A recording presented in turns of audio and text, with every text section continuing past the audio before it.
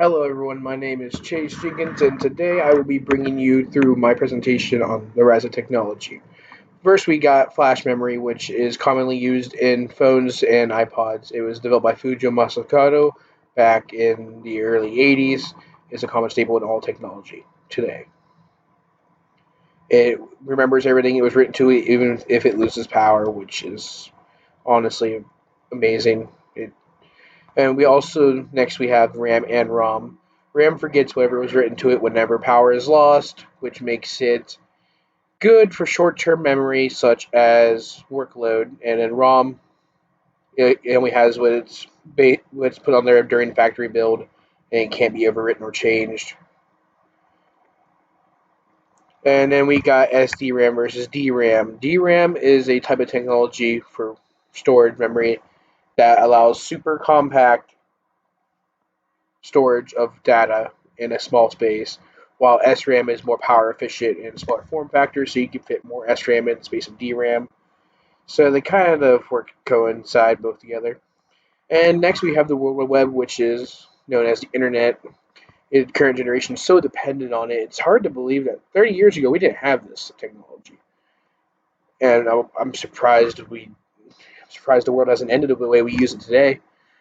People commonly mistake internet and web. Web is a collection of documents, and internet is a network of computers.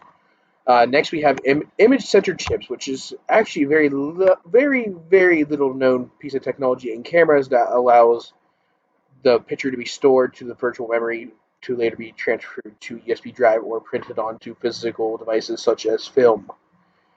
It is the little green center chip in the middle. And then we got computer mice. There's the two main types that are used in current technology, like the ball mice and the optical mice. The ball mice uses a rubber ball in the bottom of it that turns cogs and wheels, which translate over to pixels on your screen. The optical mice uses lasers for the same concept. Next, we got cell phones. The first cell phone was developed in 1973 by Martin Cooper. It was passionately nicknamed the Brick because it looked like a giant brick that you carried around with you everywhere. It weighed several pounds and was quite unwieldy. Since then, phones have gotten so much smaller, like the current iPhone 10s, which are so small if you squeeze them too hard, you're probably gonna snap them. And then we got the invention of personal computers, which the first personal computer was created by Steve Jobs and Steve Wozniak, and it was named the Apple One. It It's hard to believe that technology looked the way it did back then, but we've come a long way since. And that makes it truly astounding from going from someone so ugly to someone so powerful. And next we got CDs, which were released in 1983 by the music corporations of Sony and Philips as a more cost-effective storage equation or solution for music. More storage, less cost, so they were able to mass produce these cheap CDs and sell them for a big buck and make their money back, which is what corporations are all about. Next, we got Linux. It's a computer operating system developed in 1991 by Linus Torvalds. It was originally built to counteract the mega corporation known as Windows, which was the primary operating system at the time for any PC. And honestly, Linux is a little bit easier to use than Windows, but we won't get into that. Next, we got the invention of VoIP, also known as Voice over Internet Protocol, and it was developed in 1994, which honestly is astounding because back then internet was so slow. I wouldn't be surprised that the VoIP was a lot worse than the standard phone. Benefits were being able to connect with anyone in the world, even if they didn't have phone coverage at the spot, but the drawbacks are bad quality. Next, we got the invention of internet radio. First one to do so was broadcast.com, which is a news and radio site that allowed you to listen to music through radio on the internet. Also commonly known as streaming media, which now today includes Netflix, Hulu, everything like that. Next, we got online shopping, which was launched in the early spring of 1995 by Pierre Omidyar, which launched eBay. It is a branch of technology known as e-commerce, and it's a common staple in today's society. Which, you use Amazon, you know what I'm talking about, which you probably do use Amazon. Next, we got Wi-Fi. It wasn't a standard feature in devices until 1997, and as it became a standard in technology, It was more widely used and more widely known. But its only drawback is the latency. It has horrible latency compared to wired internet.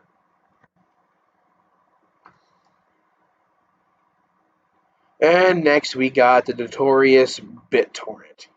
It is a major network comprised of servers and clients. The server stores what you were looking for.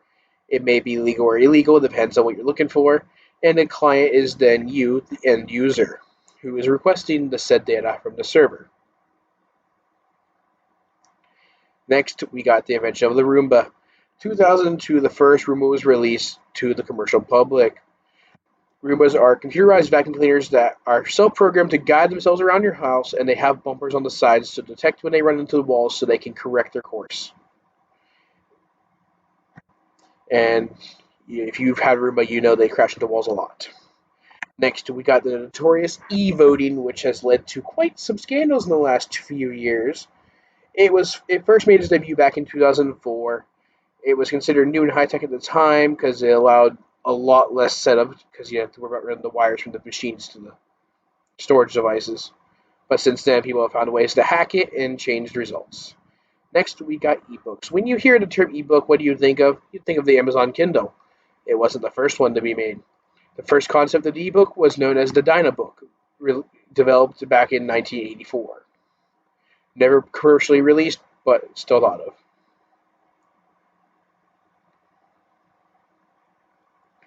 And last but not least, we have the controversial topic of supercomputers. Supercomputers as of 2015 are only 30 times less powerful than the human brain. Thank God, no Skynet. We don't need Skynet yet. Um, Supercomputers use parallel processing, which allow it to multitask and allow it to process large changes to files a lot faster.